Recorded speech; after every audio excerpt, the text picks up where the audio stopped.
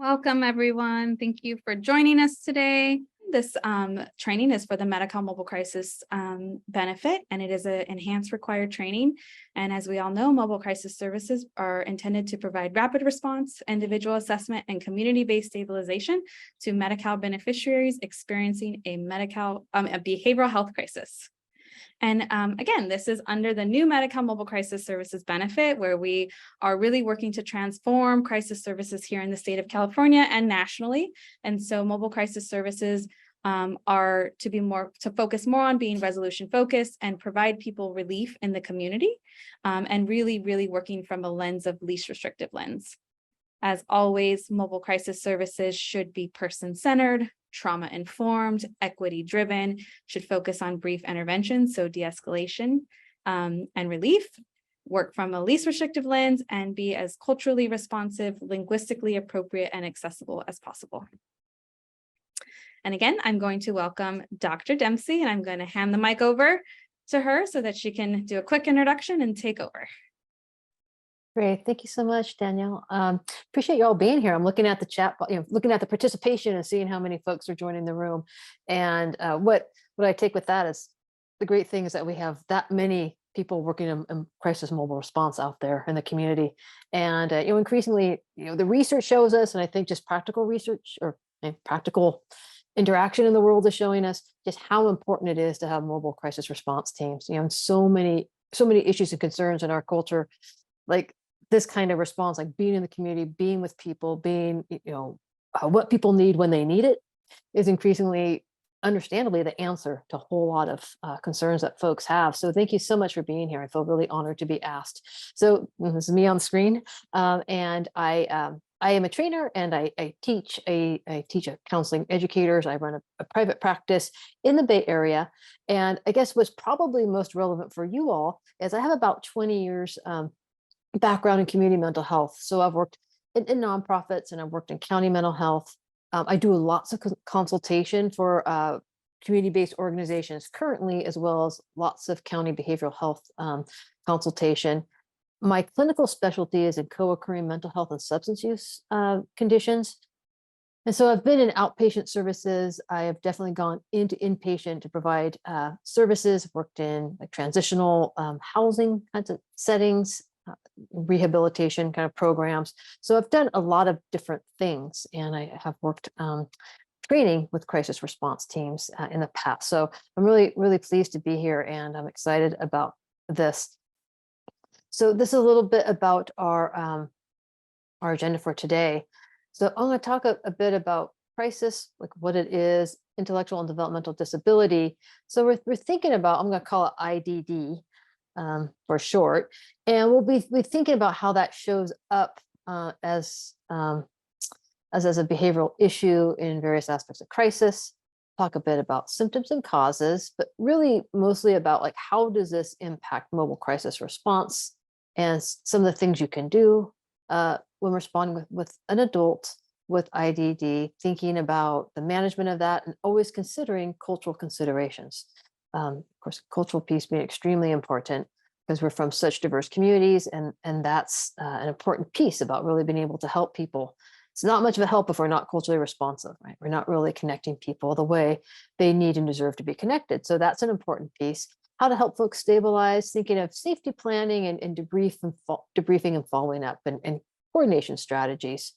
So you do a lot, right? There's a lot that goes into mobile crisis response. And again, in some of these areas, maybe in all these areas, great majority of you have lots of experience and ideas and expertise that you can add. Feel free to do that in the chat box as we go along, as well as any questions you might have. Okay, and these are the learning objectives. We'll be talking a bit about just some definitions about what we're talking when we talk about IDD and co-occurring conditions, and looking at warning signs and risk factors, right? There's things there's red flags that sometimes we see out there, but also there's things that we know people are experiencing that make them maybe more vulnerable in terms of crisis and successful crisis, or maybe unsuccessful crisis resolution that we want to be thinking about. Some very practical communication strategies when working with folks in order to decrease escalation and to increase engagement. We'll also be thinking about, the folks who are not verbal at the time, or, maybe there's other aspects of sensory or communication challenges, how to work with that presentation. We'll be thinking also about, best practices for really engaging and using natural supports, including crisis safety planning and crisis management.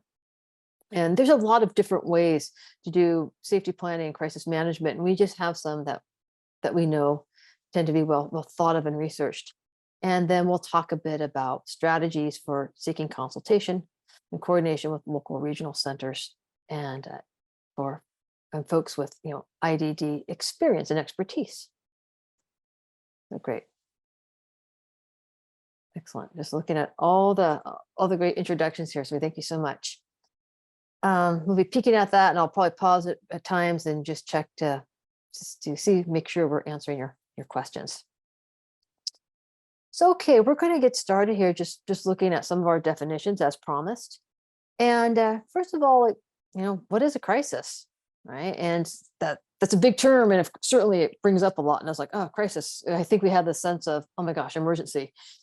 But what exactly are we looking at generally? So we're thinking about, it's a situation, any event or situation associated with someone's stability and safety, as a result of behavioral health issues or conditions. And there can certainly be contextual things, right? Someone could be working, and going along in life just fine. They're stable on their medications.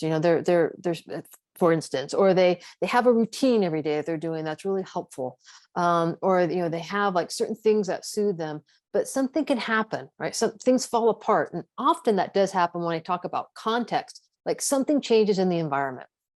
So maybe a certain caregiver isn't able to come over, and they really trust that caregiver.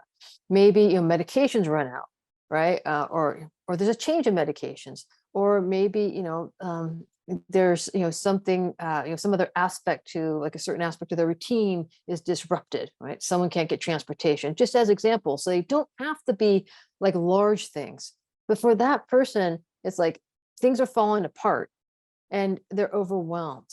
And you might even notice that sometimes we talk about, even in the field of like trauma, this idea of like when our typical coping mechanisms, the things that we typically do to take care of ourselves, aren't working. And so a crisis is much more kind of short term than, say, like extended trauma. Certainly any crisis could lead to somebody being traumatized, but for many people, there could be a number of crises that never go there, that never go to that trauma place.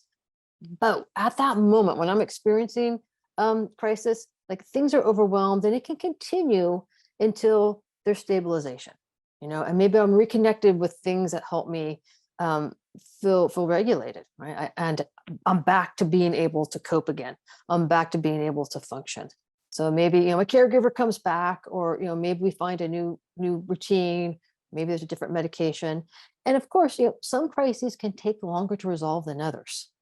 And for mobile response, a lot of times coming in at a place often where there's a lot of acuity, which can be really very intense. So we'll talk about how to help with that acute crisis, but knowing that for some people, stabilization can take a bit, right? It can take a bit for things to really settle down.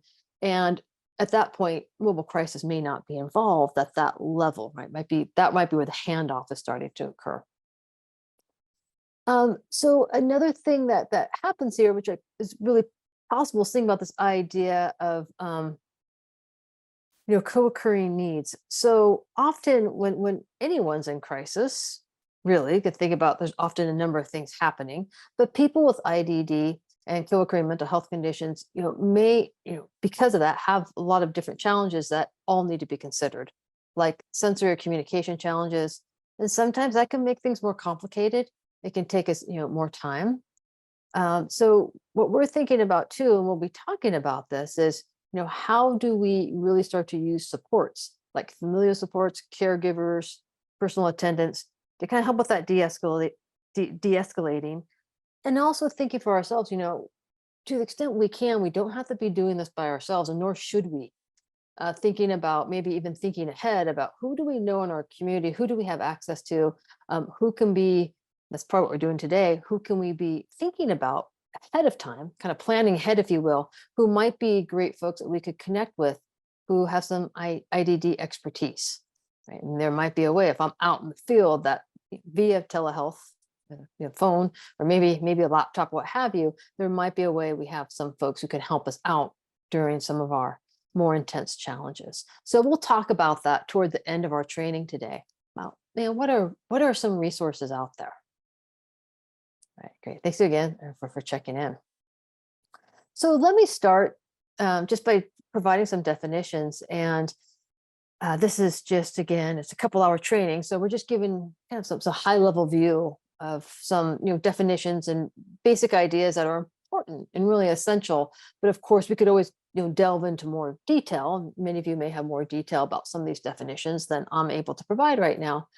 But just in general, thinking about an intellectual disability, so to speak, and again, a disability is when we have an impairment, but it's disabling us when it makes it harder to function in our environment. So in our environment, we have certain tasks that people are expected to do. And so if I have an intellectual disability, my mental abilities might affect my intelligence, learning, and everyday life skills. And this is important to recognize this piece about the effects can vary widely. There can be, lots of I should say not necessarily inconsistent, but just like different ways and different patchwork of how people might experience IDD. Some people can have minor effects, but still live independent lives. Others may have severe effects and need lifelong assistance and support.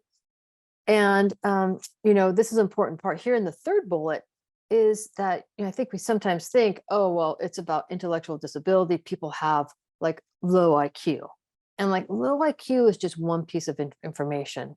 And so it's important to have a good, strong assessment. It's not necessarily something you'll be doing, of course, on the team, but often folks that you'll be visiting will have had some assessment. But we also have people in the community that we're meeting in crisis who might need a referral for an assessment, right? So there might be people that we meet that their family members, caregivers can give us some sense of what's happening. But in other places, we might be thinking, okay, there could be a gap here. People don't really know, they're not sure. Maybe this is a place for referral. And the reason I bring that up is we can see some of the ways that this is challenging. Some people can have average or above average IQ, but have other troubles with abilities necessary for everyday life.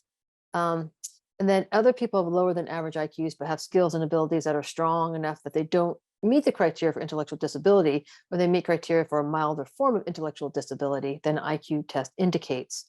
So let me give you some examples. You could have someone who, maybe has a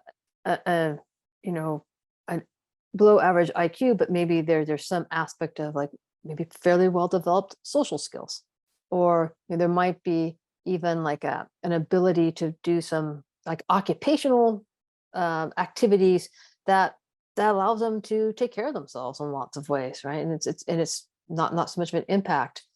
But then we can have folks again with higher than average intellect, but maybe their social skills are such that it's really hard for them to get along at work.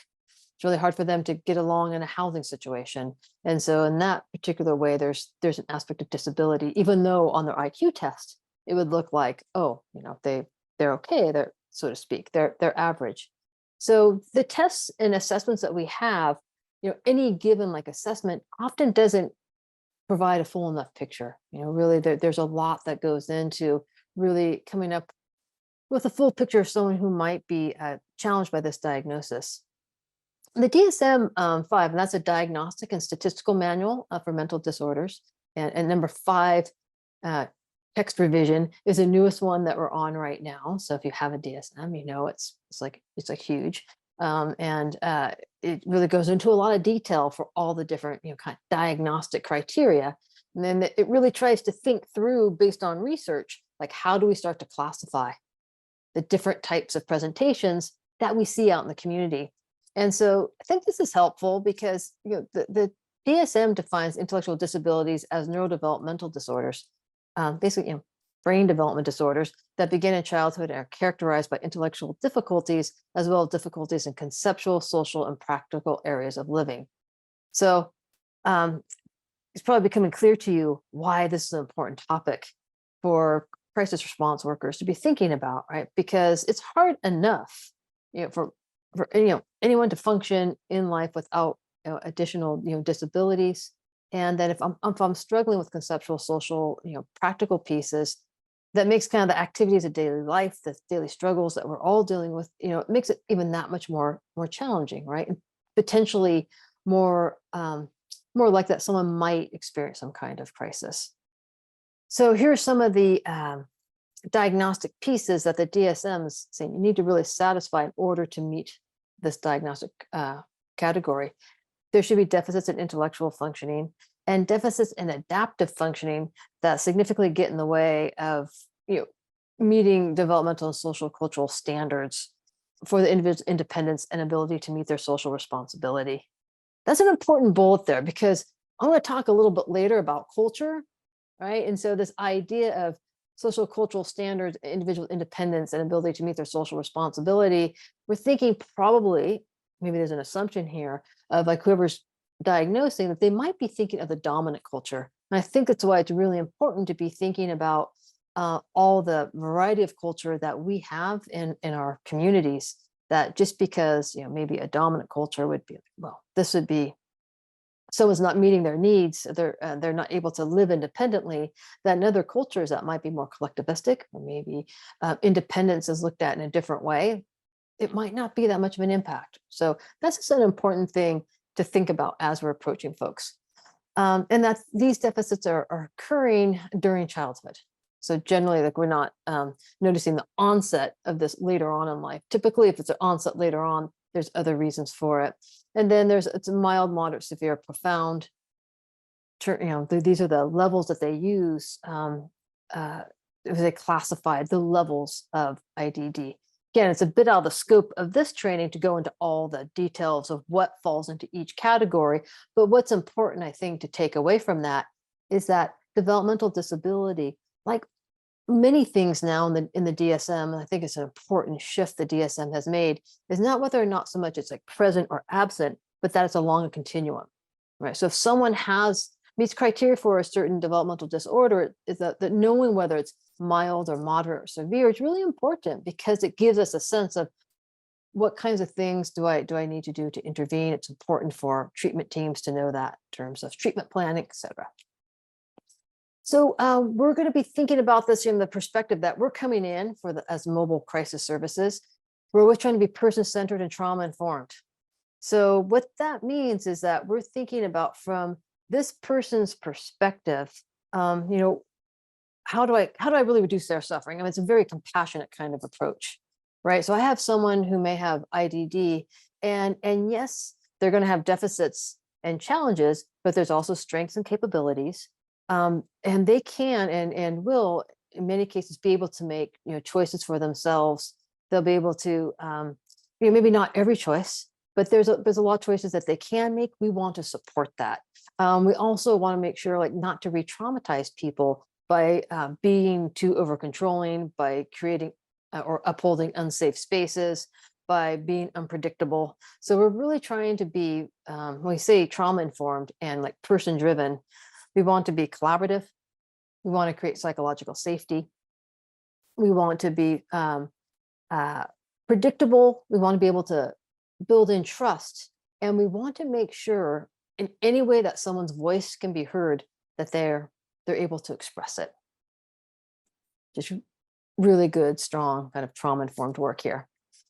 And other little pieces to think about IDD is that IDD is uncommon, but it's widespread. That's kind of an interesting idea, isn't it? It's like, it's not necessarily so incredibly prevalent, but it's not just isolated in little communities. I mean, it's all over the world, and worldwide it affects like 1 to 3% of children. So it's slightly more common in people assigned male at birth, or who identifies male, and then in women and people assigned female at birth. And in the current DSM, its formal name was intellectual developmental disorder, so intellectual disability. So again, we kind of showed you that slide, so that's why it's important to know that. We don't always know the cause of IDD, and again, being a mobile team, that may or may not be entirely important to know, but just to give you a sense of this, common causes include differences in brain development, which we don't always know why that occurs, but we do try. That's why it's important to do preventative care and have prenatal care and these important things that help prevent disabilities, genetic disorders, brain damage from illness and injury, all that occurs before 18 years of age. So it's early life, could be developmental, congenital, traumatic events that occur. And so crisis experiences are subjective for everyone. And that's true for people with IDD as well. So they may extend for both external and internal factors. And for individuals with IDD in crisis, the cause is often developmental in nature. And so this idea of intellectual and developmental disabilities are often significant parts in the crisis presentation. So what I mean by that is that often there's things that I am challenged with that I'm really struggling to do in the current environment that I just can't do. And so it's creating a lot of distress for me. Maybe there's something I'm trying to communicate about. Maybe there's a way I'm trying to soothe myself, but I can't soothe. Maybe I'm trying to have a communication with someone, but I don't have the skills quite to be able to communicate effectively. So I'm getting frustrated. So it's like those types of things. So the crisis kind of trigger activator is not necessarily something that's really terribly complicated. It could be something relatively simple. It could be complicated, but it could be something relatively simple just because it's hard to live with disability in this culture, right? And just trying to get your life needs met could precipitate a crisis. Okay, so I want to talk a little bit more about some of these symptoms and causes and how they relate to the work that you're doing. And so it is helpful to understand that the symptoms and causes of IDD, just so you have some effective assessment when you're in the environment, you're trying to figure out like what's happening with someone here. And the symptoms of intellectual disability include deficits in like academic, social skills, domestic skills. And in any one of these environments, right, whether it be school or home or work at times, could be out in the community, that's where a crisis could potentially occur. So things that often are classified as intelligence-related symptoms could be delayed or slow learning of any kind, such as in school or from a life experience, slowed reading speed, challenges with difficulty or difficulties with reasoning and logic. When I say reasoning and logic, I'm talking about reasoning and logic as is required by the larger culture. Problems with judgment and critical thinking, trouble using problem solving and planning abilities, and distractibility and difficulty focusing. These are just some examples. I mean, there's probably more that can fit into this. But again, just being thoughtful and to imagine trying to get through daily life with some challenges in any of these areas, you can see where it's potentially relatively easy to find oneself in frustration or being challenged in particular ways because there's a lot going on here that we have to then try to manage, and it's harder if I don't have full intellectual abilities. And then there's also adaptive behaviors that are often needed to live independently. So again, this is a training today about adults, or we're going to talk about children later on this week, but these are issues that, again, it's developmental. So it's about things that we often have mastered in childhood, but if someone with IDD may not have mastered this even as an adult.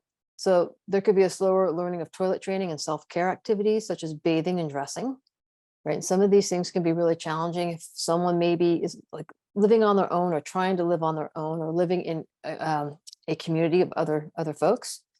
Slower social development. So that can make it very hard for people to connect with others, and isolation can increase crisis. Little or no fear or apprehension of new people. So lack of stranger danger behaviors. And I think, again, our larger culture, that the adaptive piece that often we're concerned about is someone being potentially abused, or the boundary violations.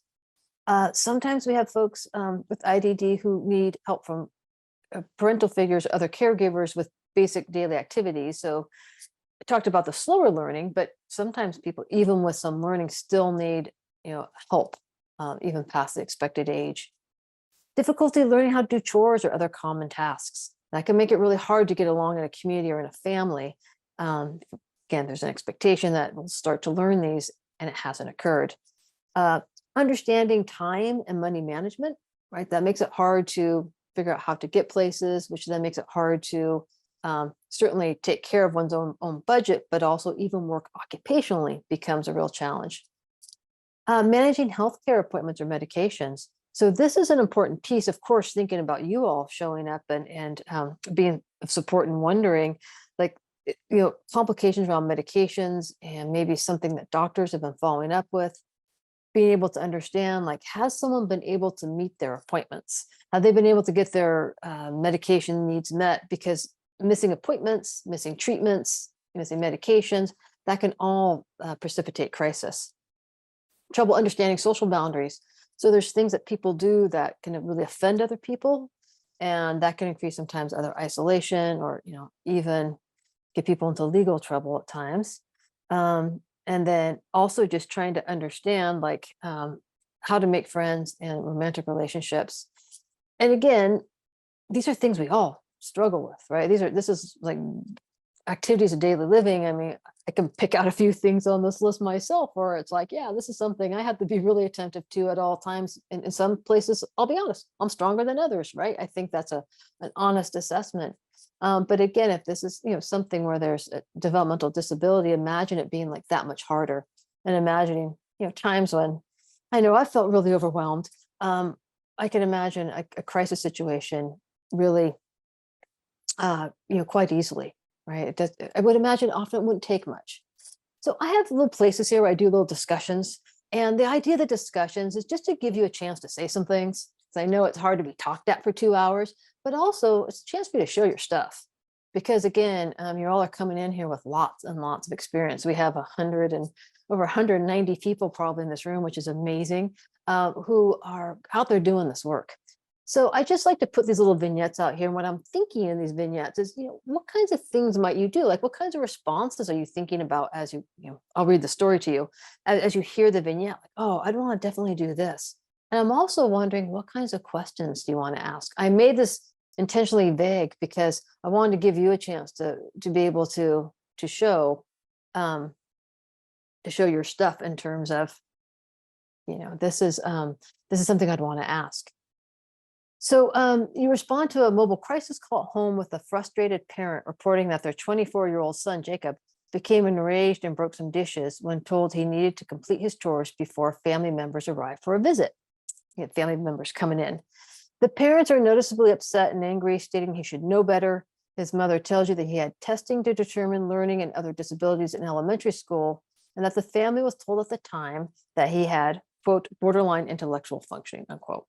Given what you know already, what might you be wondering about Jacob and his potential needs? And also, like, what strategies would you use to support Jacob in de-escalating and experiencing some aspect of relief? So I'm just going to give us a chance here for folks just to put a couple of things into the chat.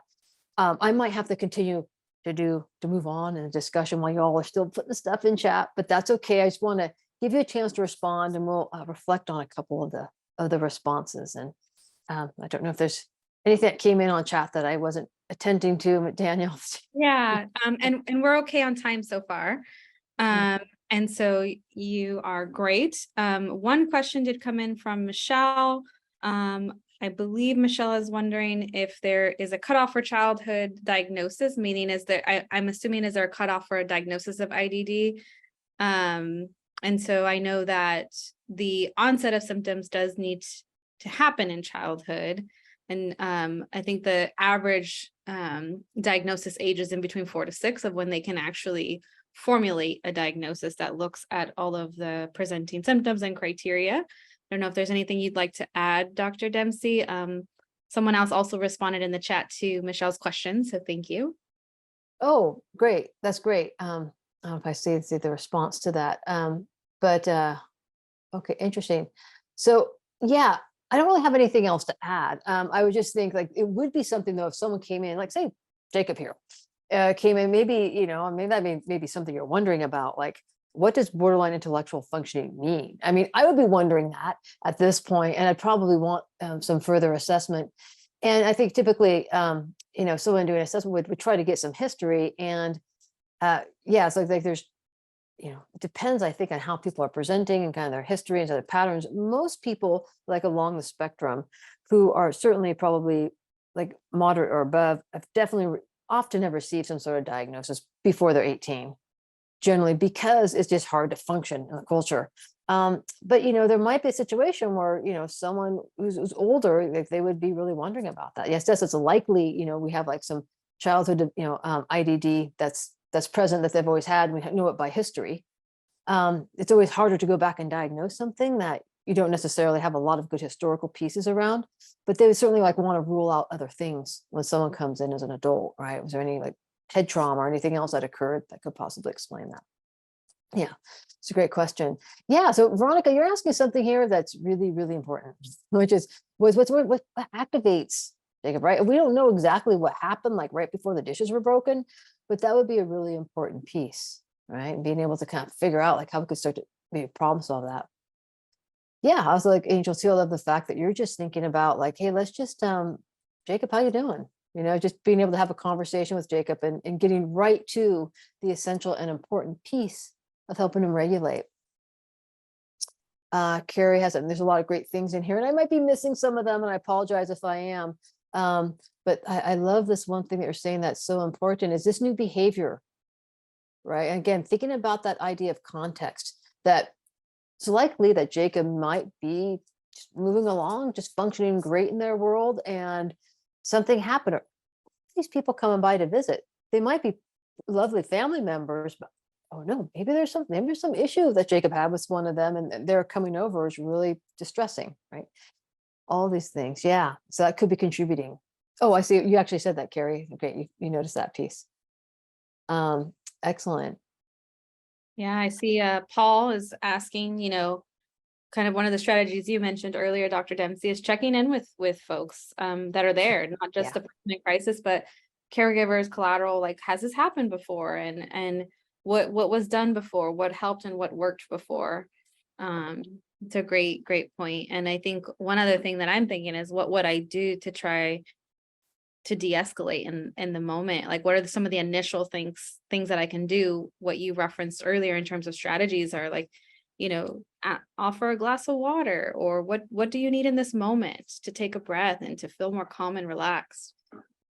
Yeah, and you're going to hear me say this probably to the point where you're just going to be like, stop, Dr. Dempsey, I've heard it enough. But I just I can't say it enough, which is you are the medicine. Your presence is the medicine in so many ways. It's like it's human relationship that really helps people feel better almost immediately. So all of these things that we do that show our humanness, like that's the stuff that really works. I mean, it's not just to be nice, although it's nice to be nice, but it's absolutely strategic and it's evidence-based. I mean, we know this is what's important. And often, I mean, anyone in a crisis for sure, just need a little humanness, that whole thing of sometimes I just need a hug. I mean, there's a reason for that, those kinds of bumper stickers and stuff, which is true. Like it does help regulate us. But also I think if someone, think of Jacob here, right? There's something going on here where there's, just feeling just, in such incredible distress, and just being able to normalize that and to say, like, on some level, like we're here and we're going to help you with this is so powerful. Yeah, that's right, Arturo. It's absolutely our calm demeanor, because what we're doing there, and I have a slide on that, we're co-regulating. That's a really important piece. This idea that if we stay calm, folks with us will calm down to some degree. There's also something here I put in. I was just seeing if some of you may have responded to it too. But there are some pieces here about the parent saying something like, he should know better. Like, and sometimes I've noticed that in some of my interactions too with folks, like there might be some places where caregivers are stressed, like at this point, like I've seen, Jacob be able to solve, not get upset in certain situations where they're doing a chore or a family member comes over. So I know they can do better. So why aren't they doing that now? Totally can understand how the caregivers at the end of their rope too, because, they're kind of connected to this crisis. So they might be a little crisis themselves. And sometimes even just, a little psychoeducation, or even just like pain, it's just attending to them, helping them regulate can sometimes be really helpful as well, because there is this thing happens with all of us, but certainly can happen in IDD, of like inconsistent development. And it's not a bad thing. It's just when people are maybe learning or shifting, or people might in fact be improving with some interventions, like there can be a step forward, and sometimes it's a couple steps back, or a couple steps forward, a couple steps back. Like it's all about learning, and the learning might take longer. So there might have been a time when Jacob was able to regulate, that maybe right now it's more challenging for him. And again, all of your questions and the ways that you're all like asking, introducing yourself, being really boundaried, asking to check in with people, that's absolutely the way to start to approach this. So really nice. For time purposes, I'm going to just pop into another slide here, but we'll have some more discussion, and I have a couple other little ways to get involved. Oh, look, I have something else already. It's a poll. I just want to really quickly, Carrie in the Yes. chat said something really important. So a reminder that Jacob is an adult, 24 years old, may not function like the Right. average adult, but is an adult. And it would be very important and crucial and really in partnership and respect of Jacob being an adult to ask, hey, is it okay if I speak with your parents or your caregivers or whoever's here that helps you or supports you? And that's a really key piece. So thank you, Carrie, for saying that. Yeah. Great. Thank you. That was great. Thank you. I appreciate it. Thank you, Daniel, for catching that.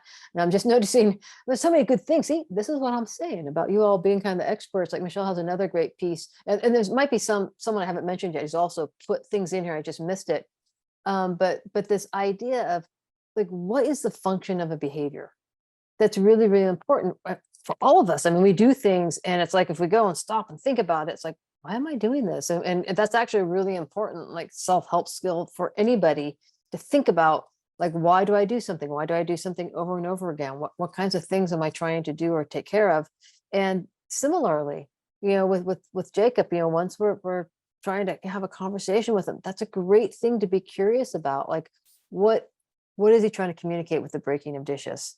Right. And often if folks are frustrated, with, challenges, some of these adaptive challenges, sometimes that's where crisis starts to happen. Like where things start to escalate because I don't know how to say what I need. I'm really struggling with what I need. Yeah.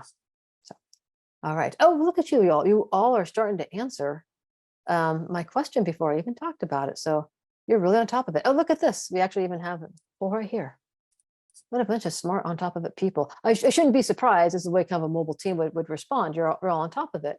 But my question is, in addition to intellectual developmental disability, what other developmental disabilities might you find co-occurring with IDD? Right. And yeah, so wow, so many of you are responding. So I'll just give you a couple, maybe a minute, 30 seconds here to add. You all are responding rather quickly. And so this idea of co-occurrence is an important piece because, of course, with co-occurrence of anything, it gets to be more complex. And while you're responding, I'll just say one thing that's important in terms of definitions, important in terms of your own assessment sometimes, is when you hear someone like having a co-occurring condition, it's so important to kind of figure out, like, what are the co-occurring things? I mean, that may seem obvious, but when I was first training a million years ago, and I was doing work with co-occurring, like, mental health and substance use disorders, we called that dual diagnosis. And over time that changed to co-occurring. And now though sometimes there's other things called dual diagnosis, like, so there's a shorthand people use, but there's so many things that can be co-occurring, right? And so that's why it's so important to be really thoughtful about what exactly do we mean by that. And I'll just share the results right now just because of time. But a little over half of you responded. And yeah, I was indicating that it was pretty much all of the above. And it's a little bit tricky here because not everybody considers substance use disorders necessarily developmental, but increasingly we're starting to see substance use disorders being seen as like a developmental response that people are having in response to, like, various aspects of stress or traumas, et cetera. That's a whole nother training I do.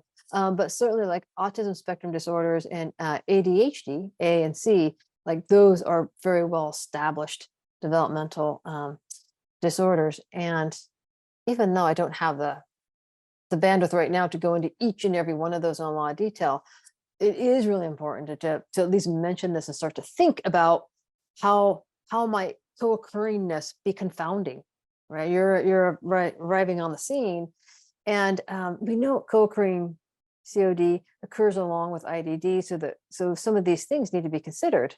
So consider the co-occurring nature and how some of these might interact with each other.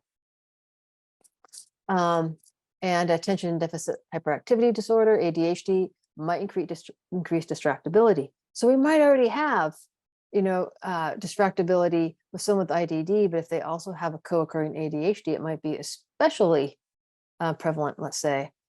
Substance use disorder might increase impulse control disorder. So that is definitely an area that I've worked with before, folks with, usually adults with IDD and co-occurring substance use disorder. And the impulsivity piece, right? The breaking dishes, might be occurring because I'm trying to communicate something. I don't really have the skill to do it. And if I just, had a few drinks beforehand, I am much more likely to start doing it, right? So that's an important piece. And autism disorder might impact someone's ability to be flexible and communicate verbally, for instance. And other things like mood, anxiety disorders, movement disorders could also all be co-occurring. So that's where it is helpful to the extent that you can to get information from caregivers, or if someone has a history that you can review in any particular way beforehand. And why it's always so helpful to have some sense of documentation to be able to know, like with this particular person, like what kinds of things might I need to be more aware of. So just as an example, you're probably thinking like, okay, with this co-occurring like substance use disorder, maybe an IDD, like what do you do with that? Like, do you treat the substance use disorder first, or do you address that first, or do you address some issues around the IDD? And my answer is always the same with co-occurringness. It's both. It's always both. You're always thinking about where can I start to get a handle on both. And some things I'm just going to have to be more patient. Like if I have someone with IDD and autism spectrum disorder, and it's resulting in someone being like less verbal, that's good for me to know that that's probably going to be, for this particular person, the path of how they communicate or not communicate, and really thinking, not communicate verbally, and really thinking and being creative about what are some ways I can start to generate some ability to converse, right? So it means that we may have to really put our heads together, be patient, and be persistent. So cultural considerations for managing intellectual and developmental disability. I will start to kind of explore this. I'm just looking at the chat box really quickly. I'm noticing that someone else is bringing up the idea about how often is co-occurring psychosis, hearing voices, etc. Is this because of IDD, or is IDD because of psychotic disorder? I don't know the stats for how often they co-occur, but there is a co-occurrence. I mean, it definitely does occur, and it again, we're trying to find sometimes the most basic and important and creative ways to help people really feel stable. And a lot of that is through, routines and trust and relationship building. And it can be like, definitely very challenging, especially in crisis. Again, patience and persistence are a really important piece. And some of this communication here, I will be talking about as we move on the slides. Like, what do you do? Like, how do we get talking to people? What do you do if someone is not verbal? But before we get there, or maybe along the way, I want to say a few things about some cultural considerations for adults with intellectual and developmental disability. And I actually got this resource from a Canadian resource about helping families with developmental disability, and they were talking about like most of like newcomer and immigrant families, but had like so many great ideas for thinking about just how culture and disability interact, and also interact in the larger dominant culture. So here's something that's an interesting idea. So like, we're thinking maybe from our dominant culture, and also maybe from like a medical model. I mean, even though we're trying to be recovery oriented and be person first and trauma informed, that folks who have IDD and crisis are considered potentially disabled. They're trying to function in the context of this current environment. But the family community from which this person's from might see their emotional status as a symptom of something else. Sometimes there's a sense of like, it could be, someone has certain powers, or someone has certain like insights, or someone has a certain, connection with people in other spheres. I mean, it could be a whole lot of ways that people think about that. And, that's an interesting thing to know. That's helpful to know. It's helpful because that helps us have conversations with caregivers and helps us think about with them, like what feels best for like how we have conversations and help their loved one in crisis. So we also have to think about too, though, that even in like a certain community, which often can be very helpful and supportive for someone with IDD, that there's still like the larger culture in which they live. And we still have situations where we may have like a family who has maybe a family member with IDD, and maybe, for example, their immigration status is one where they don't have documents, and they might benefit from having further assessment. They might benefit from having further medical care, a whole number of things, but they might be really afraid because of they might potentials for discrimination, for deportation. I mean, for very real reasons, the family's not safe. So the kind of the trauma, the economic trauma, the racialized trauma, all these pieces, it's experienced by the family, which is supporting the person with IDD. So that's an important thing to think about as well, of course, because if there's anything we can do in terms of advocacy, reassurance, linkage, that can be an important piece.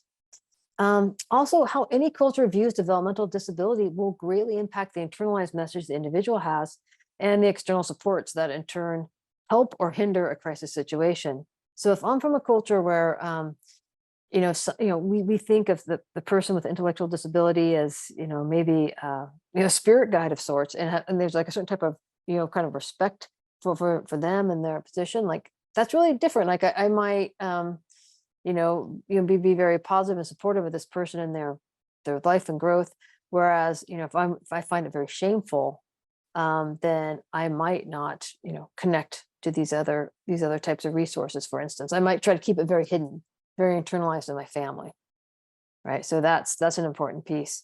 And culture can influence like our relationship to disability. So thinking here about this concept of intersectionality, right? Like disability might be like one aspect of my identity, but I could also have, I will have other identities, including the culture from which I'm from, the immediate community from which I'm from, my gender, let's say, my sexuality, all these different pieces, many, many other things, of course.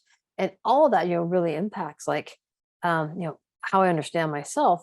And disability, I think this disability justice has really helped us put a light to like ways that, ableism, it's like an anti-disability ideas, and, being ableist has kind of snuck in to our whole world. So I could be somebody with a disability, and it can really impact like how I think about why I have a particular issue or condition, whether or not I seek help, whether I feel okay to have different treatment options. I might think, and I could as an individual help seeker, or my family could think that if I have IDD, for instance, that maybe there aren't really any treatment options.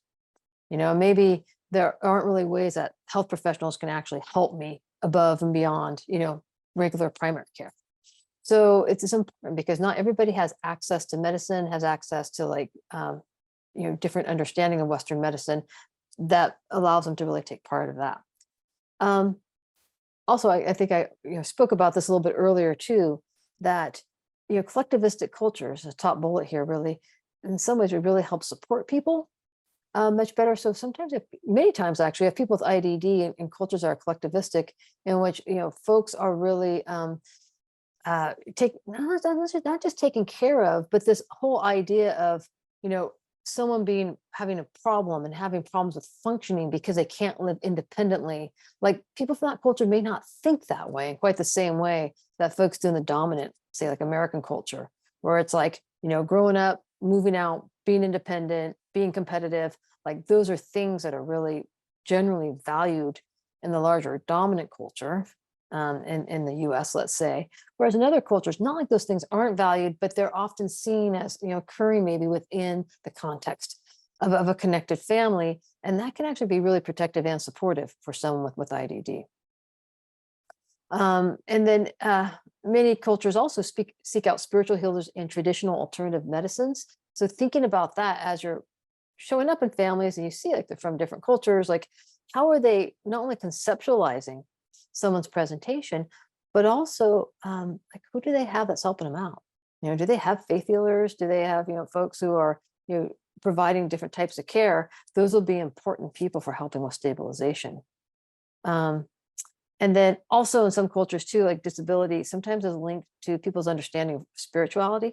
So there can be a thought of, sometimes there's a thought of, again, specialness that can occur, and maybe some aspect of, connection to God or spirituality of the person with a disability. Or conversely, sometimes it can be seen as maybe this is a punishment, right? That this person has these disabilities. Maybe I'm being punished by that. So there can be, again, all types of interpretation there. Also, sometimes people believe and understand as part of their understanding and worldview, there can be, different view of like past, present, and future. There can also be this, sense of, how the past might be influencing what's showing up in the present. Sometimes people feel like the disability is a cause of someone's transgressions in the past, or there could be some ancestor connection to how someone's showing up. So all this stuff are things we just want to be curious about, because it helps us understand, like, how is somebody understood? How are they supported? How might the community and caregivers be engaged in care? And also it's just important just to listen to people and just to show like respect. I was doing a training last night in a Pacific Island. I mean, I wasn't there literally, but it was a online training where I was talking about different aspects of respect and how it's so important in this particular culture, and just coming in as a provider with this sense of respect, just like you would with anybody you'd meet in the community, because it's such an important like core piece of how do we show respect for each other. And that we shouldn't make assumptions. I think the biggest piece about assumptions here is especially around like acculturation and assimilation kinds of ideas. So I can have a family that like physically appears to be of a certain culture, right? And that's, again, this assumption I'm making right there, right? Looking at someone to assume like how they identify. But we do that all the time. Unless they were doing that and think, oh, maybe they have these traditional points of view, but many people we have who've been here for generations, right? And the way they identify is like, yes, I'm of this descent, but I identify as, being an American, as an example, right? And so they may, have some distant connection to a culture, and there may be some influence on how they're communicating, but we have to be really thoughtful and careful not to make assumptions that just because folks look or dress a certain way, we have to always be curious with them about how actually the beliefs show up for them. And there's just so much diversity within cultures, which is of course fantastic and super cool, but it's just a way of having us be really aware of, okay, like, how is it for this particular person? So working within this framework, I have this slide here for thinking about that is, I mean, certainly there's things we can ask, but we're also like in a situation where we're responding to crisis. So we're not going to be able to get like a full like cultural history on a family, right? I mean, just being realistic about what you're doing there. So you're there with the family, noticing their interaction style, noticing who speaks first, whether the family's collaborative or more authoritative. When in doubt, always kind of defer to elders, right? Like just because in many cultures, like that's an important piece. Honor the space and eye contact practices of the culture, like noticing when you come in, like, do they look at you directly or less directly? Do they, are they comfortable with space? And you can tell, right? You can tell if you kind of move to someone and they want to move back, or if someone walks right up to you, like they may really need that connection, right? And even if I'm feeling like, ooh, that's a little close for me, but it seems really important for them, like I'd be inclined, of course, to, to the extent that felt appropriate, of course, to be right up there with them if that's really what they felt they needed for their connection, right? I'm going to let them lead. Observe carefully and find ways to be humble and respectful to family, always like respectful. I think respect is universal in a lot of ways. Listening for common phrases and ways of speaking. So, some folks some communities might speak more slowly, some more quickly. I think a lot.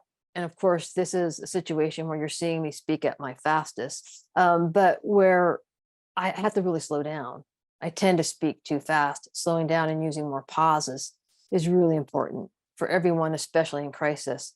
But sometimes I'm also having to do an assessment here. Do I need a translator?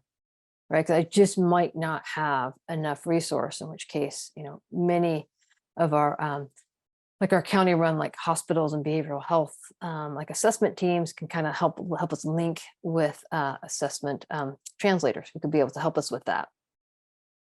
And of course, a little bit about your community. So you may not, of course, obviously everyone in your community, but if you have a sense of being able to prepare in advance, like learning who's out there in your community, like showing up in various like cultural fairs or events, just by learning like who's out there before you get to a crisis, right? And actually, I believe, and just as a practice anyway, being to the extent we can more preventative, to be connecting with folks out in the community and building those relationships. And humility and curiosity should always be kind of our guiding approach for connecting with all families, as each system has its own characteristics and practices. And then I'll just put this here for the chat box. This will give me a chance to take a break here and kind of look into the questions as well. Like, given your own experiences with disability in your own culture or those cultures in which you've had contact, what are some additional examples of how a community shared and lived beliefs impact treatment of people with IDD? So just what you're thinking. Basically, I'm asking you, giving you these few slides that I gave you. There's probably more stuff you're thinking about, like, oh, and there's this, and there's that, and this is something I learned. Go ahead and just take a moment to drop some things into the chat box. Yes, I am considering autism here. I'm just noticing some other comments earlier from 146 Jose. I'm considering autism a developmental disability. This point. Generally, it's something certainly developmental in nature, diagnosed early. Is OCD also considered something co-occurring? Absolutely. OCD. And I think I put, no, I did in my earlier slides, but anxiety and depression can all be co-occurring with IDD for sure, and OCD being part of what we might see in a anxiety spectrum. So Arturo, you're thinking about things culturally that sometimes people have lack of knowledge or understanding, and maybe that lack of knowledge or understanding is about IDD itself. Maybe it's about different aspects of treatment or supports. So Laura is a really important piece. Some cultures believe that if you ignore the IDD, it does not exist. Yeah, I think there's many cultures, including like our current dominant culture that we're in. There's a lot of things that if we try to ignore it, we can pretend that it doesn't exist. And of course, we know that that's not a helpful piece. And again, like how do you deal with that, right? It's not something you're going to be able to totally solve for a family or caregivers on a crisis call. But it's certainly something that maybe we can just be curious with them, be reassuring about, like, connecting and linking to other supports might really help with helping someone stabilize. So if they're not ready to like necessarily get into the IDD, like diagnostic pieces, maybe we can just help think from the family's perspective of like how to help reduce some of their distress. Interesting, it kind of connects to Veronica's piece around compassion. If I can compassionately approach a family, I'm saying family, but family or caregivers in such a way that we can have a conversation with them around, hey, how can we help reduce all the challenges and distress that's occurring right here? Like that might be a way of being able to kind of engage, even if they're not ready to really delve into understanding fully IDD. Yeah, so sometimes we'll see like infantilizing in need of care, supervision, protection, shelter. Yeah, so just knowing that that's up for a family, and being able to maybe reflect on some of the intent around that. You're a family that really cares about your loved one and you want them to be safe, and how might kind of helping them receive other supports, even if it feels like they're kind of stepping out on their own a bit, how that might help create some of their safety for the long term. Yeah, and so Michelle, you bring up a really important piece that is, I think, maybe like larger medical culture. Our systems of care, things are siloed, and it does take a lot of work. It takes a lot of work for everyone, and in order to get the connection of care that we need.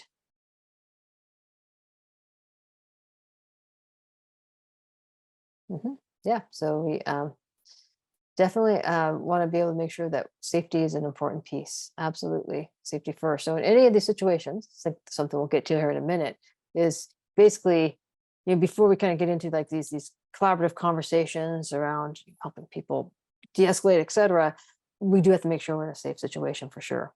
Right. So if I have any sense, we don't always 100% know this, right? I mean, we can't 100% guarantee safety in everything we're stepping into.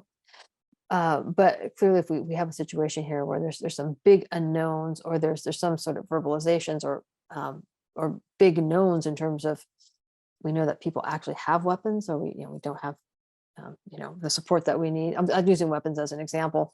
Then yeah, we're going to be not necessarily stepping right into that. We want to make sure that we're in a place where we can deliver care. And that leads us a little bit into this management of behavioral crisis. So I'm going to go ahead, and I know there's a lot of good chat still going on, but looking at the time here, I am going to continue to move into this slide here.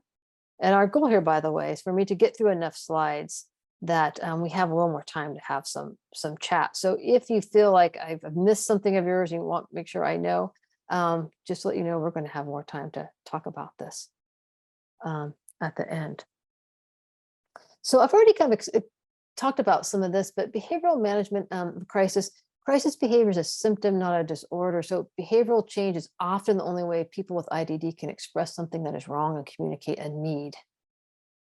So again, if I'm breaking these dishes, your ideas back there about like what's going on, what are you trying to say, what are you needing, what happened beforehand, is all really important.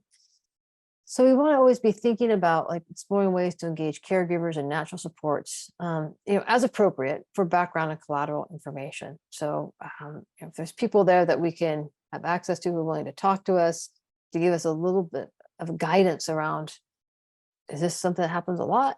What was happening beforehand? Anything that they know and can express about their treatment diagnosis can be helpful. When on site, greet everyone involved and ask individual crisis who they would like to participate. So you're giving them voice and choice. Again, this idea of person-driven treatment. So sometimes individual crisis will want to have a caregiver there. Sometimes they might not. And then I have some alternative communication strategies for people who are nonverbal. I'll show you those in a minute, right? Because they clearly won't necessarily be able to indicate that to us in any immediate way. So important things to be thinking about. So a couple of things that we're thinking about here is that, quite frequently, I mean, there's something wrong. It's not necessarily like a psychiatric problem. So I think we're thinking about, I'm using Jacob as an example. Jacob back there breaking dishes, just like tossing dishes against the floor, like, oh, what's going on? Is there, as they been using substances, or does he have this uncontrollable, rage? Is it mania? Is it psychosis? Like, these are things that we maybe go to, but sometimes we also need to think about, especially for folks with IDD who may have a harder time, like expressing verbally what's going on. Physical health problems causing pain or discomfort, or something else going on in their environment that's not meeting their needs, might be what's going on. So we want to make sure, like, not to forget to assess those issues. So again, if someone wasn't able to have access to medications, or if someone has a like a urinary tract infection and they're in a lot of discomfort, and they haven't been checked, or they're unable to articulate the fact that I am like so much pain when I urinate or whatever, that could be a reason why there's the behavioral issues. So these are important things to start to think about, like, how would we know if your loved one was really having a physical issue, and thinking about again how to assess and get someone in for an assessment, the physical assessment. And so during all stages of interacting with individuals, and I think family members in crisis, we want to reflect on experiences, acknowledge strengths, and provide choices. So active listening brings calm to people. It's often the most effective remedy in a crisis. And so what active listening is that ability to really mirror. So folks often have a hard time kind of connecting with the kind of true nature of active listening. So what it is, it's a mirroring response where someone says something to me, I hear it, and I don't put in my opinion. I don't say, oh, that's so good. Or I don't put in any suggestions, like, you should do this. I don't ask any questions. I just find words that can paraphrase, or that's, or add to, or that somehow states back what they mean. So I am decoding what someone's saying, and like reflecting that back. And when I do that, there's something very powerful around, I hear you. You're safe right now. I get you. You're okay to talk. And then it often encourages people to talk more because they've been heard. And that actually creates a lot of calm. So maybe, for example, I'm just making this up off the top of my head, hey, Philip, hey, Jacob, what's going on? It's like, I'm really angry. I don't want to talk right now. Okay, Jake, so I got the sense that something's happened that's really made you upset, and you don't really have words for it. Right. So I'm kind of reflecting back what they just said. And that may not think that was the most perfect reflection. Maybe it wasn't, but I wanted to give an example of how I'm just reflecting that as opposed to doing tons of questions right away. And what we also can do is like start to find places also to highlight strengths, because that builds motivation and cooperation. So say Jacob continues to talk with me, it's like, I want to just say, hey, Jacob, I'm just noticing that it's really helpful. It makes me happy that you're willing to talk to me right now. Like, so being able to recognize, like, I know it's not easy, and I like that you're trying to talk to me right now. Again, I'm thinking of words that maybe Jacob would understand. I always have to think about that and be able, again, the caregiver can give me some ideas. And as I'm watching, I can get a sense whether the words seems to really connect. Praise and self-regulation through soothing techniques, like the way you're taking deep breaths. Again, this idea, I appreciate you're talking to me, appreciate you're sitting down with me right now. That can be really important. Like giving folks, a glass of water, a snack, a comforting, safe object. A lot of times people have things that they like. It could be, a stuffy, it could be like a touchstone, it could be, something that they care about. And then engaging caregivers in conversation. Sometimes you have to bring them into separate spaces and have conversations about the history, current stressors, what's their understanding and beliefs about what's going on. We have to be careful not to be over directive. I always like to give choice, like menu of options.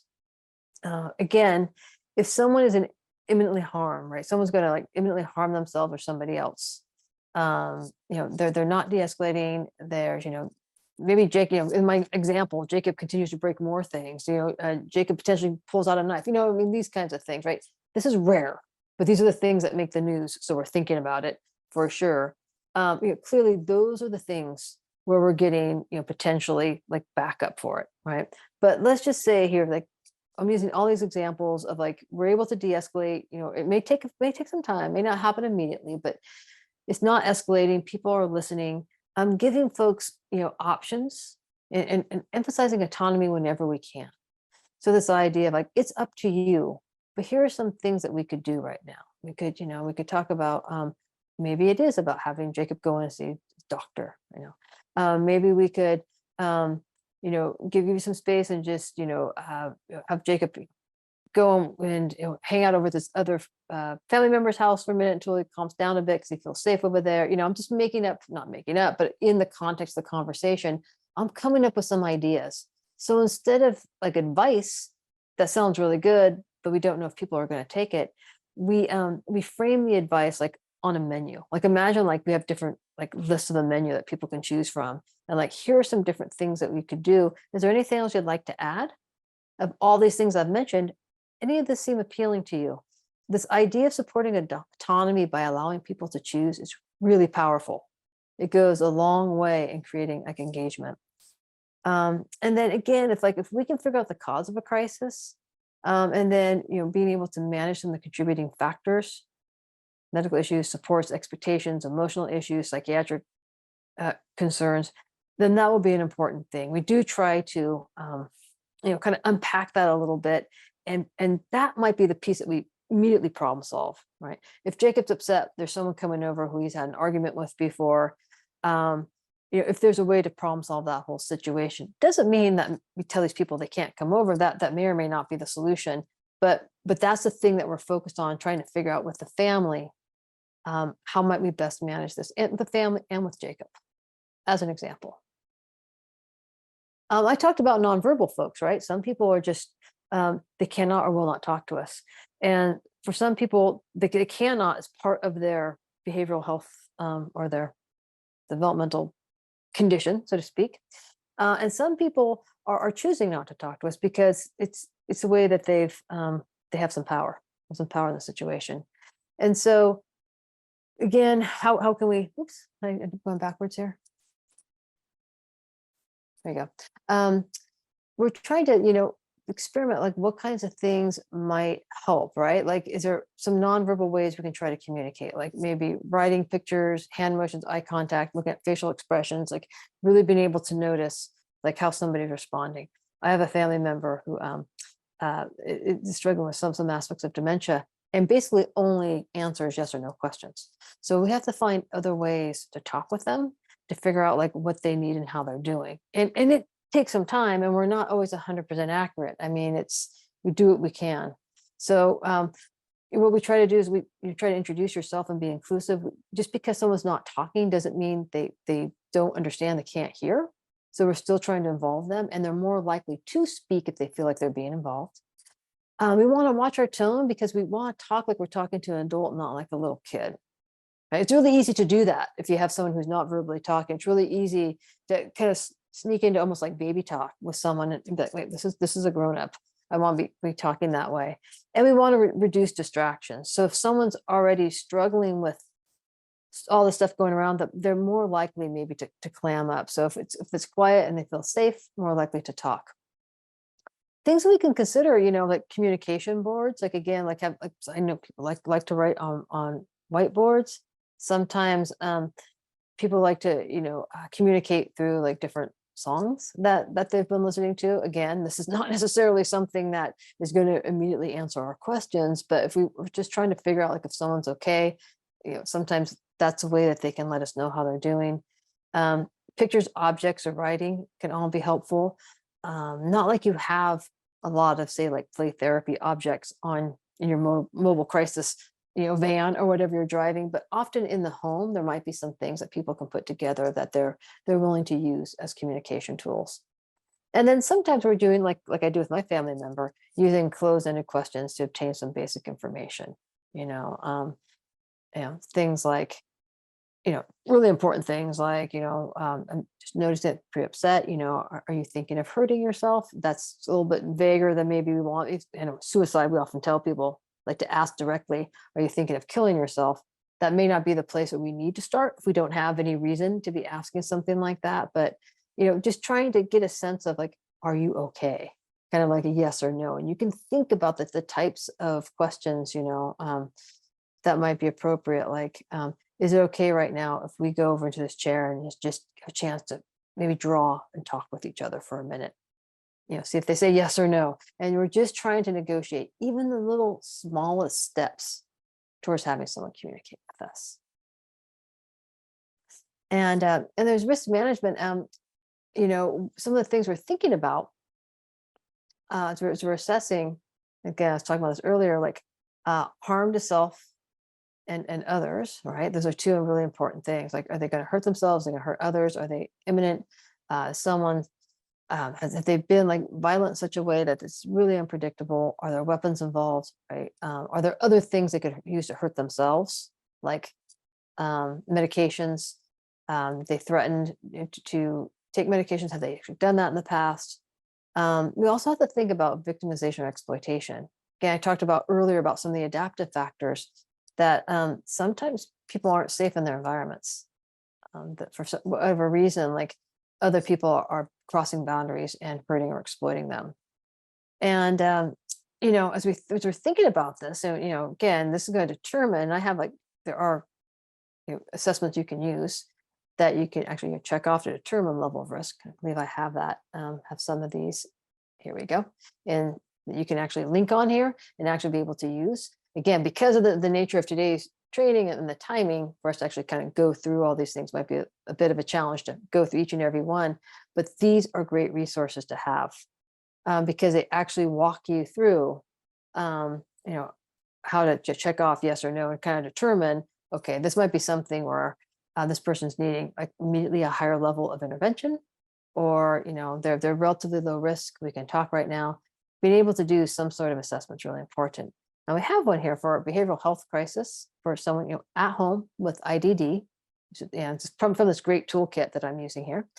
And then there's also behavioral emotion concern caregiver checklist. So you won't be able to checking out caregivers as well. And then there's also psychiatric symptoms and behaviors checklist. So there's different things you can decide to use, depending on kind of your overall situation and how you're responding to particular situations as well. So again, some situations you'll walk in and you'll get a sense like right away that someone's not like an imminent crisis. They don't necessarily need, to do like a paper tool. And some of you already have like tools that you're using. You probably should on all of your crisis team, protocol. But these are additional. And some of these really do start to address some of the issues. And you see it's in the chat box right now. Some of the issues around safety for someone with IDD. Okay, so I'm just going to give us a little discussion point. Again, just give us a chance to think about some of these things. Again, I'm not looking for like, you need to have like a assessment plan, totally created here. I just want you to be thinking this through like, all right, so we have this person here, like, again, what kinds of things am I going for? What would I like to ask or do? Or what questions do I have? And so my person here, her name Sarah. She's a 37-year-old woman living with her aunt in public housing. She recently returned home after being away for about 3 weeks, providing no explanation for her absence.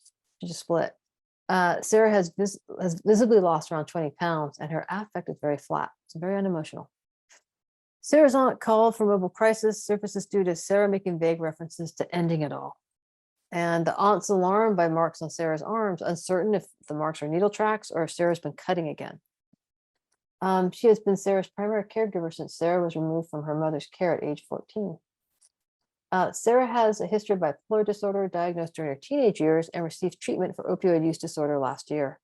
She has a male partner who occasionally comes into her life, and the aunt is concerned she has been with them recently as he doesn't treat her right. And also, I didn't have this in here. I missed this piece, but there is, she does have a history of IDD as well. So it's kind of co-occurring IDD, bipolar disorder, and apparently there was opioid use disorder. So we definitely have a lot of things co-occurring.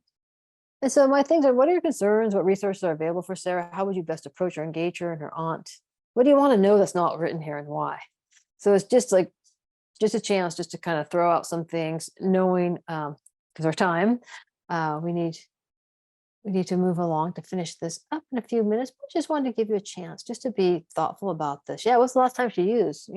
That there is this sense of like, Missy brings up of, we don't know how much Sarah's going to tell us, but certainly her aunt's concerns about, did she return to use?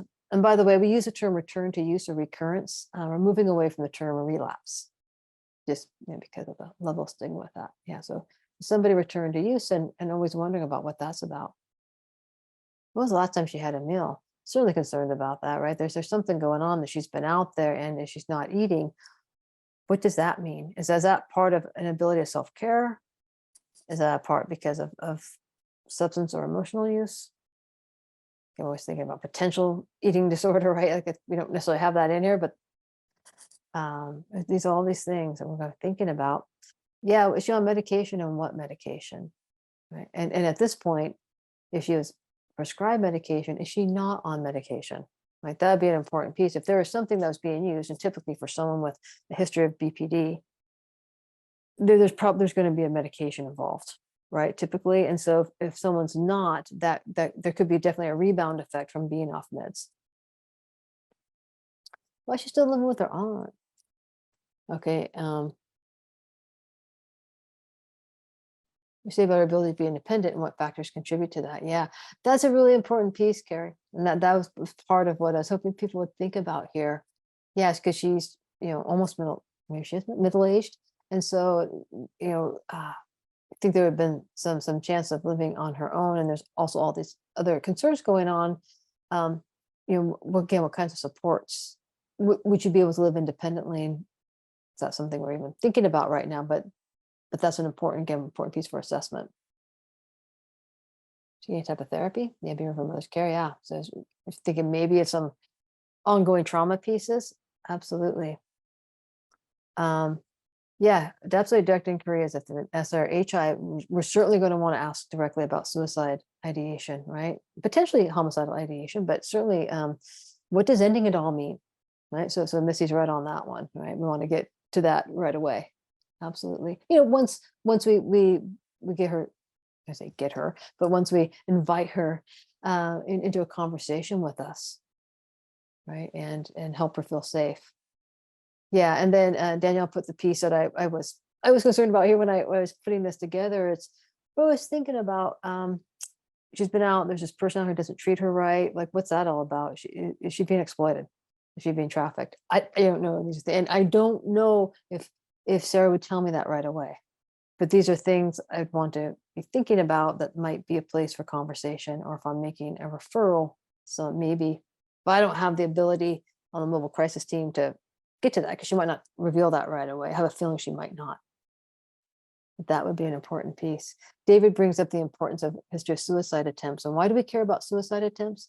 Because anytime someone attempts to suicide, it makes the act of killing oneself like less scary. Like it creates a more familiarity with this, and that barrier that we have to trying something intense like suicide gets breached a little bit. So sometimes people are more likely to try again. Yeah, and Sean is talking a little bit about some aspects of assessing a little bit about her intellectual functioning, right, and also some consent, right? Because she's right. Okay, yeah. So Jacob has a good point here about how do we actually assess for deviant trafficking, hmm because she may not talk at all in front of that, which is something I would anticipate. And it may be something where she might be reluctant to not be around when we talk to her. So we don't certainly start with that maybe, but see if that's a possibility for sure. David brings up pregnancy. There's lots of things to kind of rule out here medically, isn't there?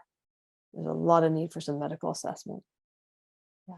So I put this out here intentionally just to be like really complicated and to see like all the various pieces that we have to struggle with it. And it's a lot. And all these places are important because we're trying to get connected. We're trying to get some of this process started where we're creating a connection, some warmth, some concerns. Again, when we start to talk with Sarah, that's an important step because she's been out there and we don't know what's been going on, but to the extent that she's able and willing to talk with us, that's where healing begins.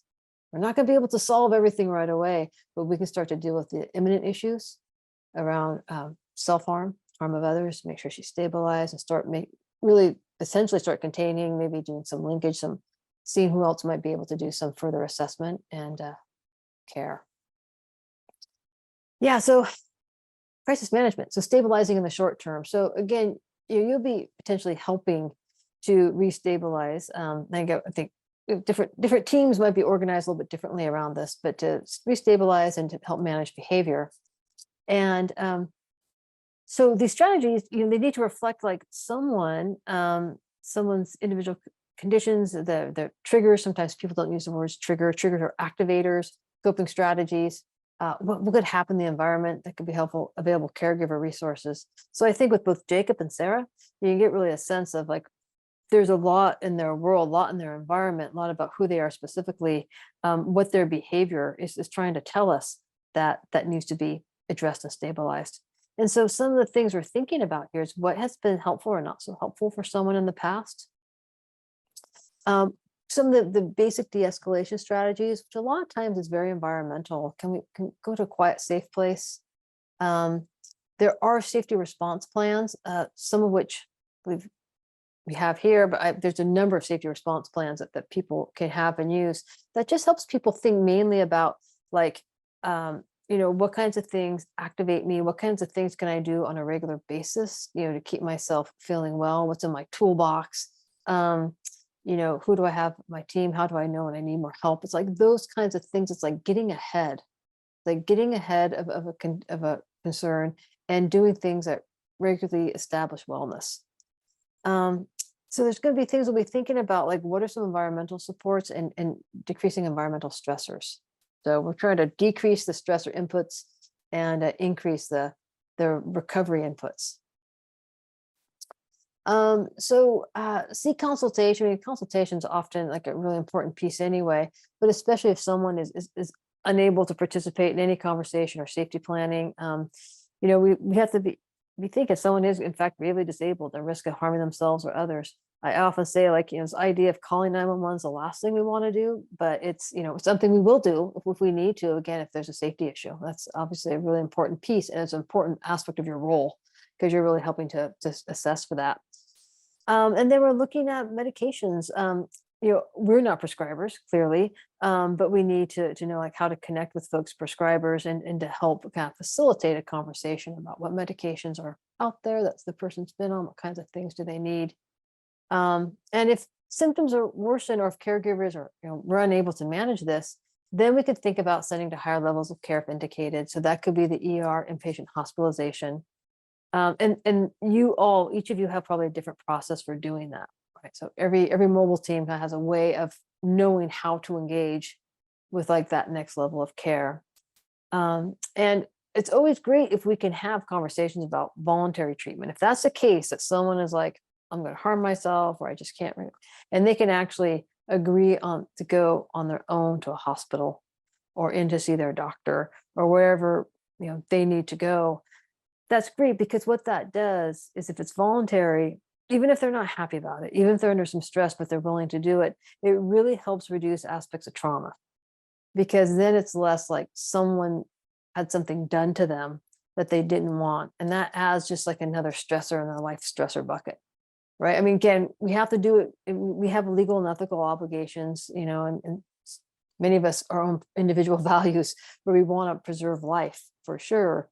But we really try to use everything else at our disposal before that, because it's not fun being involuntarily brought in for treatment, as you probably all know. And so safety planning, again, it's like it's building rapport. So if someone wants to or has some interest in doing safety planning with us is important, and they can see like where it can be helpful. Again, the more we can collaborate, it really helps with the engagement, clearly. And that's, I know it seems obvious, but sometimes we have people who they can't think of things, they just don't know. And so again, being patient and persistent is really important, because it might be like, well, imagine what's worked in the past. If you could imagine something that could be really helpful, what might that look like? If you could imagine like things are working out for you and you're feeling okay, describe for me what that might look like. A little bit of the miracle question. And then, if we can help them identify like people on their team, clinical support, safe places, be as specific as possible, like their names, who they are, where they're at, their phone numbers or email. So as long as everybody can know like who to contact, where they might be, we can certainly modify the plan. Because that, and of course, we adapt it based on people's abilities and resources. I already talked about the importance of being patient, and I may have in my mind what I think a good plan would look like, but it might not look exactly like that. So just as an example of this is, often we think it'd be great in a safety plan if someone could have like 5 people they could contact and in a crisis. Now think of that for yourself. 5 people that you'd want to contact for yourself if you're in crisis. And for a lot of us, it's hard to think of 5 people, right? Just because like it's 5 people, when I'm really in distress. And actually, some folks we might meet in the community who in crisis teams, if they've already had a doctor and they're already connected, may actually have a doctor, a therapist, an occupational therapist, a number of different people, and that's great. But just know, like, we may not get the exact number that we want, and we're building something here. We're building something that they can use and that they can potentially refine and refine their goals and outcomes as they move along. So I'm thinking also here about debriefing and follow-up, check-ins, how to coordination strategies, just as a way of thinking about, I don't say tying a bow on this, but really kind of like, kind of really creating a full circle of care. And so there is an important aspect of like, debriefing, and maybe debriefing with our teams. And it could be some aspect here too of debriefing with caregivers and other providers that, what were our strategies? What do we, what actions did we take? What was effective? What wasn't? Learn so much from each other, which is why I love having you all in the chat box.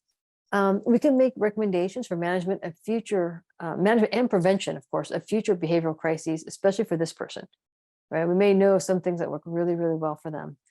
And then it's like, again, this idea of how do we make sure everyone knows that we have a safety plan, and it's not just like a, a covering our back end kind of safety plan, but it's just like it's a living document that's really responsive to what people need, and that we're going to keep, changing it, working on it, refining it, and building it in order for it to be like the most comprehensive and powerful plan possible. And then, so like for people who visit the emergency department frequently for behavioral crises, it is helpful to have conversations with the local emergency department about alternative resources. So this is just sent as an example, but I worked on a team once where I did a lot of dialectical behavior therapy. And if you know DBT, so much of DBT is about teaching people skills. So we had some folks who would, some had IDD, but not all of them. But some folks, like when in crisis, they would go to the ER. It wasn't always about seeking medications. Sometimes it was, but sometimes it was also just to have someone to talk to and just feel safe and, get a little bit of therapy. And so what we did is we started to work with emergency staff around redirecting people to use their DBT skills. So we had a different way of being able to communicate with them about different DBT skills that we were teaching and people were using. And what it does, it was another way of helping to teach people like how to respond to their behavioral health in a skillful way. And so it became like, wherever I end up going, I'm going to get some more coaching around my DBT skills, as opposed to maybe something else that might short circuit some of that learning. So that's just an idea of like how some collaboration can work, and people may have some other ideas around that. And then another thing, to review medications. And I think that is actually an important piece, because medications change a lot and they can often precipitate or help extend a crisis. They can also help prevent a crisis and help recover. So it's important too to know all the things that someone's using. As they talk here about over-the-counter medications, we have a lot of people using things like edibles and other types of medications, alcohol, what have you, even like vaping and smoking, nicotine, that can all impact the efficacy of someone's psychiatric medications, for instance. So something important there to be thinking about. And then for follow-up check-ins, mobile crisis teams are required to follow-up check-in with beneficiaries within 72 hours of the initial response. And so what we're doing there is, seeing if the crisis continues to be resolved, looking at the crisis safety plan, making referrals, ongoing supports as needed, checking the status of appointments. That follow-up is really important, because it's, a lot of times when the crisis is over, sometimes, okay, crisis is over, I'm just going to move on with my life. But it's important for people, to recognize a crisis is an important thing. And again, back to crisis also being an opportunity. So it's an opportunity for us to keep kind of building in supports and building resources that maybe aren't in place that we want to put in place. So we have a great link here to some California resources that I added on there for different resources out there, including the regional centers. So the regional centers are really important for folks with IDD, because they're throughout the state. They provide assessments, determine eligibility for services, offer case management, and they can also help caregivers with respite care and in-home services and transportation. So anyone working on a mobile support team should know their regional center in their area, because probably will benefit from connecting with them.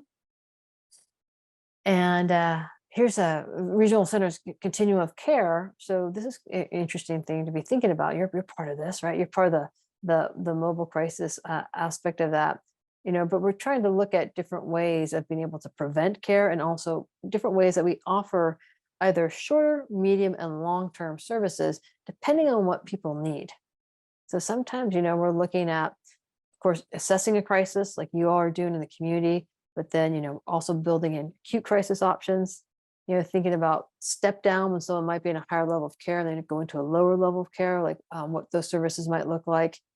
Wraparound's a fantastic service as well, where, we have maybe a number of different types of professionals really think about it, like wrapping themselves around someone to help them stabilize. So there's doctors, and there's, home care nurses, and there's, therapists, and all these behavioral support techs, all these people helping someone regulate, not forever, but short term to help them stabilize and potentially prevent a future crisis as well. And then have in the middle there's the home services for complex support needs. And sometimes, there are places that are residential in nature for folks who really need ongoing needs because of their the level of disability.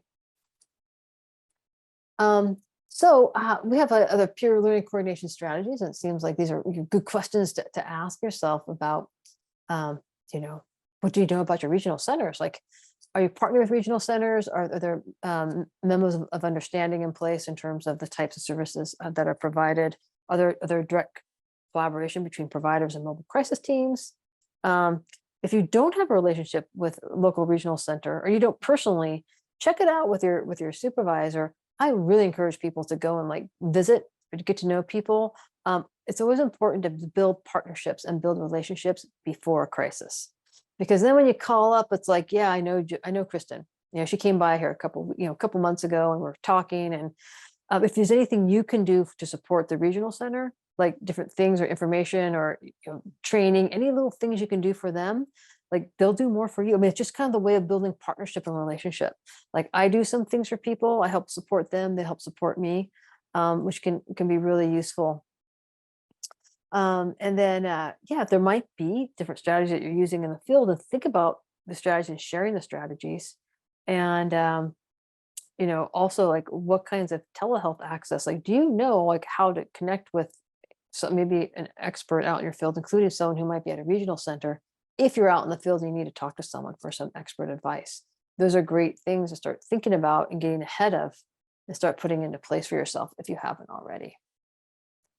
Here are a list of national, state, and local resources. It's always, again, it's always good to kind of go through and start to sort through these things before you need them, have some things in place. So if something comes up, at least you start to be familiar. You can't be expected to memorize every resource that's out there, but just by being familiar, you'll be surprised like how much fluency you get in terms of kind of knowing who's out there, knowing how to look them up, knowing where to find them, for instance. So I'll say a couple things in summary, and then we can take some questions.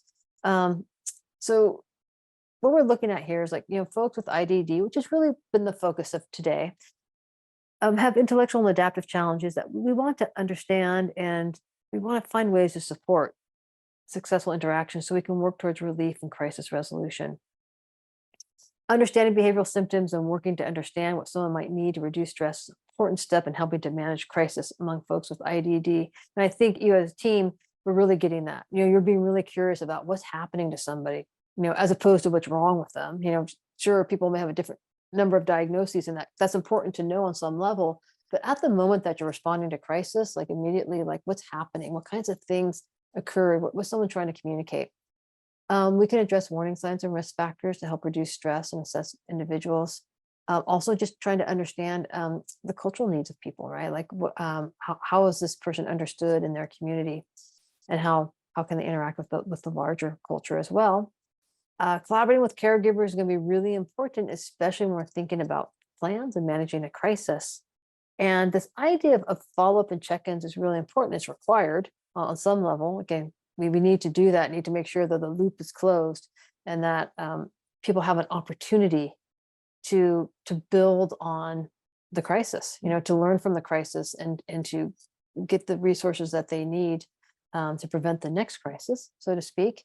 But it also just allows us to have a sense of our own feedback about what could we be doing differently? What did we learn from this? What kind of partnerships did we make? What kind of partnerships could we be making? And here's like all of our various references. So it's nice. There's a lot of, if you look at this copy of this, you can go to the hyperlink, but there's all these links that are being loaded into your chat right now. And you can like click on those and save them.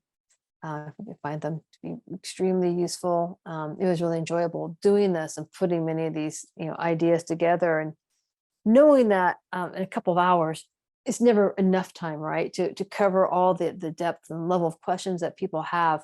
But hopefully we got enough of a kind of an overview and an arc for you to have a sense of, kind of the overall kind of expectations in terms of beginning conversations, attitude, approach, there's so much uniqueness and diversity in how we respond to different situations that when we're out there in the field, as long as we have some basic guidelines that are really kind of solid and evidence-based, you'll continue to learn the specific tools that are helpful for you as you go through these types of links, and you become more and more fluent and responsive to all the different resources that are out there.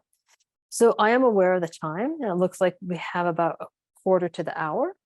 And my understanding was I was going to stop talking, so I give you a chance to talk and ask questions.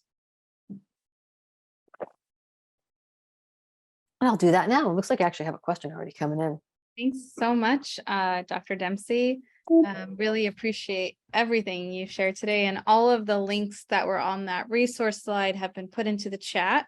Everyone here will get a copy of the PowerPoint, so the slide deck, and there will be hyperlinks in there that you can access all the resources shared.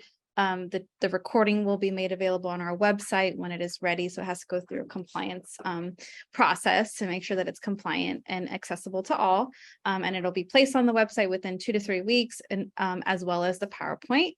And we are ready to open up for questions. There are a few things in the chat that we could circle back to. I'll just start off with Paul's. Paul, I don't know if you want to feel free to unmute yourself as well, or put a hand up and we can call on you if you just want to have a verbal, if you want to ask a verbal question, we can do that too. What would you recommend for a client that is a high utilizer of mobile crisis services?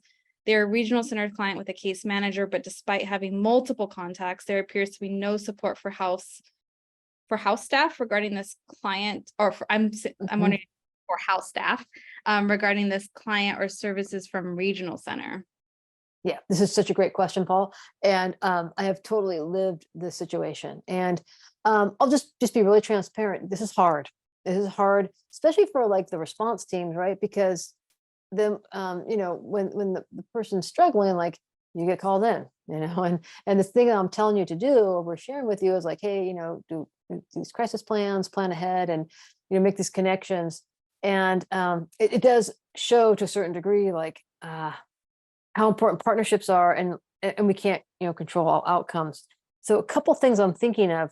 One is you very well, and I don't know the situation of everything that's going on in the regional center and the case management and such. Like, as far as I know, they could just be working really hard to try to help shift behavior, and they have complexity. So it could just be taking them a long time. I always try to kind of approach this with, coming from a place of people are, good intent. People are probably really out there doing that work. But I don't always know that. And again, it's not because someone's not trying to do this, but sometimes it's just there's a lot to be done. So no, this isn't easy. But one of the things, like, I'll just speak from my own kind of work experience and lived experience around this, is I have done situations where when I've done that is, and I'm sure you've done this, but sometimes it has to be done even more frequently you could possibly imagine, is try to have like collaborative meetings with the teams as much as possible to keep the energy on a resolution for this service. So it's a little bit about potentially, creating more kind of wraparound energy for this person potentially.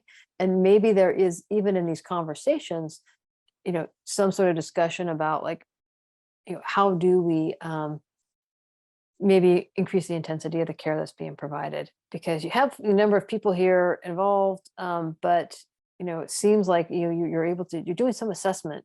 You have some sense here, like there's a place where house staff, their needs aren't being met. So just being as specific as possible, and there's again a lot of patience and persistence around this. I always try to go for this, like with agencies that I think might be helpful, about having the conversation around how can we help support this person, about have concern without, I'm not saying you're doing this, I'm just speaking out of my own experience. Like, I have to always remind myself, like, I don't want anyone to think like I am accusing them of not doing their work or not trying hard, because very likely they're doing lots and lots of work. I always try to come from this place of there's something that's missing. I want to document it. I want to talk about it. I want to share about it, but also I don't, no blame. It's like, how can we continue to partner? Because some of the situations are really, really difficult. So to continue to bring attention to it. And I know sometimes it takes more support. Like, so if you have a situation where it's like, I'm out on the team, I can't keep doing this. There might be something where you talk with your supervisor about how to, kind of help, move those meetings and some of that, again, some of that wraparound energy around the situation along, so there continue to be some more light on it. I know that's like the hardest situation, and one of I think some of the pieces that can be some of the most challenging parts of our work here. Yeah. So thank you for that, and hopefully that answered some aspect of it. It's not an easy answer, but one thing I'll also add, just in general, for some of you, and Jose has a really good piece here too, is like in that wraparound piece of, maybe this isn't the right level of care or the right home. Like that might be happening as well. Just people there just might not have the training or the resources potentially. But another thing, just as a practice, and I know this is hard because you're out there, you're busy, you're already doing a lot of things, but I think once we get into a habit of this, there can be a way of streamlining it, of just getting used to doing it, because you have to do documentation anyway, and to start to like notice it and keep noticing, kind of document things that you see systemically that are problematic, and continue to have like conversations with folks. Like, so sometimes if there's gaps or there's things that need to be done, think of it as like part of our advocacy work, that sometimes there can be a place, if we continue to have conversations and advocate for certain aspects of change, that we are much more likely to help see get some energy around things actually changing. I know it takes work, but it is an important piece of that. And just looking to see, okay, if there's anything else there. It looks like we're talking about the next training is on Friday. And that will include crisis response strategies for children and youth and families, including IDD. Great, thank you, Paul. Thank you for that. That's a really great comment. So I think it really speaks to the complexity of the kind of work that you're doing, for sure. Great. Yeah, anything else popping up? If there's anything, probably something in the chat box I missed. I just wanted to add to Dr. Dempsey, what you said about how challenging it can be to work across different systems and systems of care, and different organizations. And I've found what can be really helpful is when you do have a high utilizer, and that there are these other systems in place that are providing some sort of support, or there's some sort of linkage that already exists, but maybe they're not responding, because the regional center does, and I believe someone else put in the chat that they do have crisis services available to the individuals they serve, and they should be responding. And even within this benefit, this new service, that is something counties should be doing at an administrative level, is developing relationships with these agencies in the community to make sure that the appropriate team is responding to the person in crisis, right?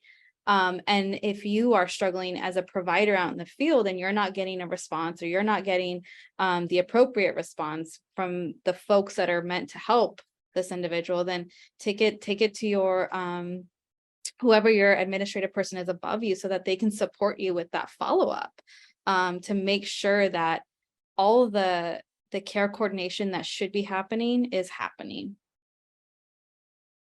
Great point. Yeah. Great mobile crisis. Family with an adult that is diagnosed with co-occurrence struggles and a youth. To engage in treatment. Okay. So, and so are you trying to encourage the family treatment or the individual, or all of the above? So to give a little context, we worked tirelessly with a mom with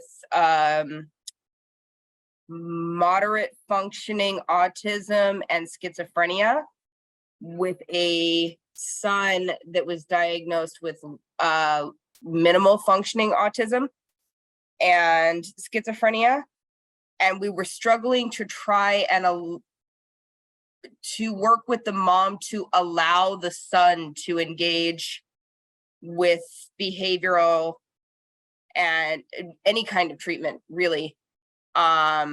Even trying to get her to allow him to go to school.